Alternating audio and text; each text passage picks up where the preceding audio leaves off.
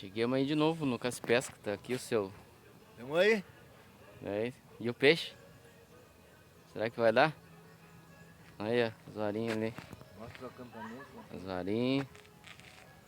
Olha o acampamento do homem, hein? Será que tá ruim, ó? Olha quem tá aí também. Quem é que conhece? Hã? O homenzinho tá cuidando da carne. E nós estamos atrás dos peixes. Vamos ver se vai vir alguma coisa. Mas eu acho que não vai. Vamos ver, tá bom pra pescar hoje. Vamos ter que pegar, né? Uma carpinha, pelo menos. Será que vem a carpa? Vamos esperar. Estamos esperando aí.